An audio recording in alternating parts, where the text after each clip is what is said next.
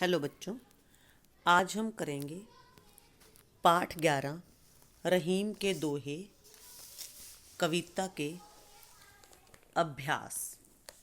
तो पहला प्रश्न आपको दिया हुआ है, पाठ में दिए गए दोहों की कोई पंक्ति कथन है और कोई कथन को प्रमाणित करने वाला उदाहरण।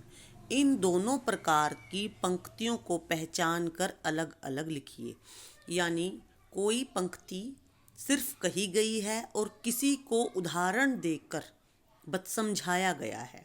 तो दोनों प्रकार के दोहे आपको लिखने हैं। जो उदाहरण वाले दोहे हैं वो है, तरवर फल नहीं खात है, सरवर पीहत न पान, कही रहीम पर काजहित, संपत्ति संचय सुजान।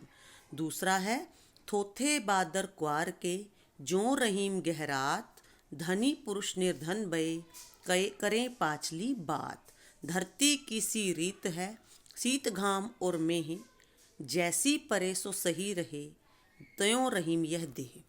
और सिर्फ कहे गए कथन हैं वो हैं, जाल परे जल जात बही, तजी मिनन को मोह, रहीमन मछरी नीर को, तऊ न छाड़ती छोह।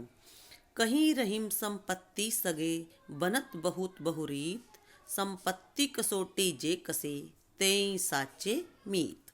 तो नेक्स्ट क्वेश्चन है बच्चों,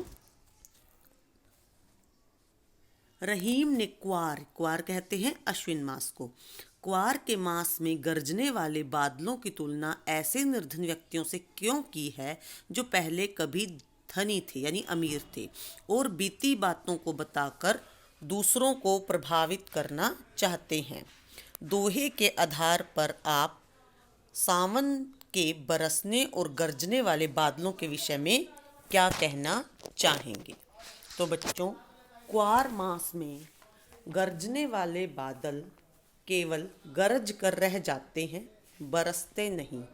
ठीक उसी प्रकार जो पहले कभी अमीर व्यक्ति थे और अपनी बीती बातों को बताकर दूसरों को प्रभावित करना चाहते हैं, वे केवल व्यर्थ में बड़बड़ाते रहते हैं।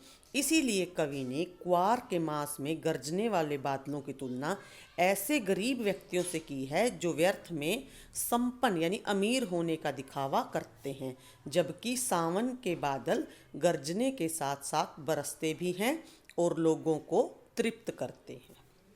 तृप्त यानी उनकी प्यास बुझाते हैं। नेक्स्ट क्वेश्चन, नीचे दिए गए दोहों में बताई गई सच्चाइयों को यदि हम अपने जीवन में उतार लें तो उनके क्या लाभ होंगे। पहला है, तरवर फल नहीं खात है, इस वाले दोहे की क्या सच्चाई बताई गई है और इसको हम अपने जीवन में उतार लें तो लाभ हमें क्या होंगे। तो इसका लाभ हमें यह होगा कि हमारी लोभ की भावना नष्ट हो जाएगी और हम परोपकार की ओर अग्रसर होंगे, यानी हम दूसरों की भलाई करने में सक्षम होंगे और उनका हमारा मन करेगा कि हम दूसरों की भलाई करें और अपना जीवन सार्थक करें। नेक्स्ट है, धरती की सी रीत है, इस वाले दोहे में से हमें क्या लाभ होगा अगर हम इसको अपने जीवन में उतार लें। इससे हमारे जीवन में धरती के समान क्या आ जाएगी, सहनशीलता आ जाएगी और हम अपने सुख और दुख दोनों को समान रूप से झेलने लगेंगे। यानी हमें सुख में अधिक खुशी नहीं होगी और दुख में ज़्यादा गम नहीं होगा और हमारा जीवन सरल बन जाएगा। नेक्स्ट देखिए बच्चों, इसकी है भाषा की बात।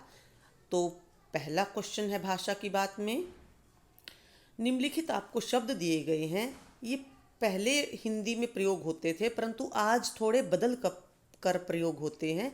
तो जो आज प्रयोग होते हैं वो वाले हमें लिखने हैं।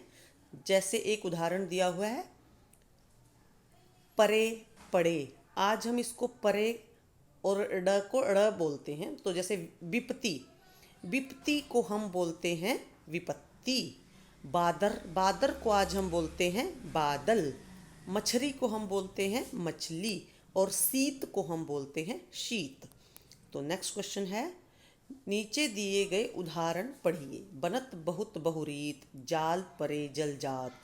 तो बच्चों, इसमें पहले उदाहरण में बनत बहु, ये बहुत बहु ब 3 बार आया है और दूसरे उदाहरण में जाल परे जल जात ज 3 बार आया है। तो ये बार बार आने से भाषा की सुंदरता बढ़ती है। हमें पाठ में से दिए गए और उदाहरण भी लिखने हैं।